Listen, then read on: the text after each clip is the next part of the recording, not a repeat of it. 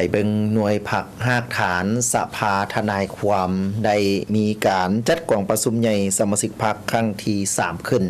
เพื่อสรุปตีราคาการเคลื่อนไหวเวียกงานระยะที่ผ่านมาและวางทิศทางแผนการในต่อหน้าหน่วยผักหากฐานสภาทนายความจัดกองประชุมใหญ่สมาชิกพรรคครั้งที่3ขึ้นในวันที่9เมษายน2025ที่กระทรวงยุติธรรมโดยการเป็นประธานของสหายวรัศมีสุริประพันธ์เลขาประธานสภาทนายความให้เกียรติเข้าร่วมของสหายเกษณาพรหมจันทร์คณะประจำพรรคกระทรวงประธานกวดกาพรรคกระทรวงยุติธรรมมีบรรดาเลขาหน่วยพรรคอ้อมข้างแขกถึกเชิญพร้อมด้วยสมาชิกพรรคสภาทนายความเข้าร่วมในกองประชุมสหายนีวันสมแสงดีรองเลขาห้องประธานสภาทนายความได้ขึ้นผ่านห่างบทรายงานการเมืองซึ่งท่านได้กล่าวว่าหน่วยพรรคหักฐานสภาทนายความแม่นหน่วยพรรคหักฐานหนึ่งที่ขึ้นกับองค์คณะพรรคกระทรวงยุติธรรมมีพลังบทบาทในการคุ้มครองชี้นำพาสมาชิกพรรคในหน่วยพรรคและทนายความทั่วประเทศในการบริการทางด้านกฎหมายการให้คำปรึกษาการช่วยเหลือทางด้านกฎหมายโดยบ่เสียค่าและด้วยความสมัครใจการว่าความในคดีแพ่งคดีอาญาและการห่างสัญญาต่างๆทางด้านกฎหมายให้แก่ลูกความทนายความบ่แม่นรัฐกรเคลื่อนไหววิชาชีพตามกฎหมายว่าด้วยทนายความระเบียบภายในของทนายความและกฎหมายอื่นๆกำหนด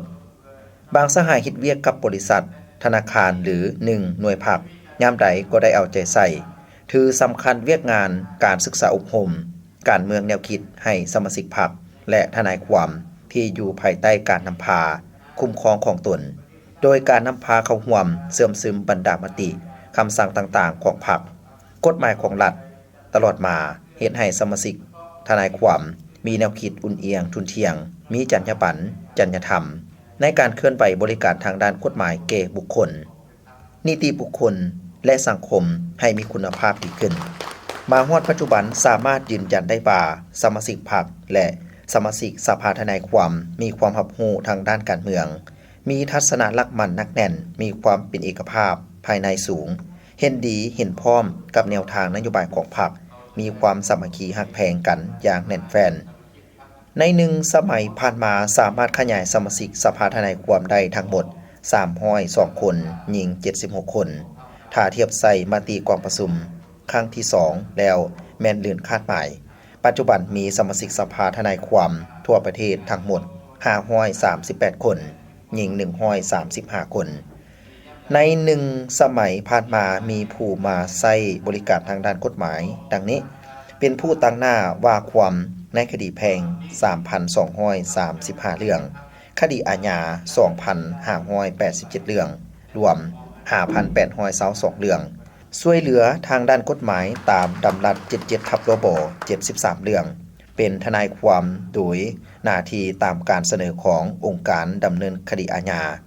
299 เรื่องให้คำปรึกษาบ่เสียค่า 2,835 เรื่องช่วยเหลือทางด้านกฎหมายด้วยความสมัครใจ 1,798 ชั่วโมงหน่วยพรรคได้เอาใจใส่ในการคุ้มครองทนายความทั่วประเทศให้มีความรับผิดชอบสูงมีจรรยาบรรณจรรยธรรมในการเคลื่อนไหววิชาชีพแบบมืออาชีพให้เกียรติซึ่งกันและกันระหว่างทนายความด้วยกันและคู่ควรการเคลื่อนไหววิชาชีพต้องเคารพปฏิบัติตามรัฐธรรมนูญและกฎหมายอย่างเข้มงวดพร้อมนั้นในกองประชุมได้มีการป้อนบัตรเลือกตั้งเอาหน่วยพรรคหักฐานสภาทนายความสุดใหม่ซึ่งมีผู้ลงสมัครหาสหายเลือกเอา3สหายเพื่อมาสืบต่อชี้นำพาเวียกงานสภาทนายความให้มีปัดก้าวอันใหม่ดีขึ้นไปเรื่อยๆ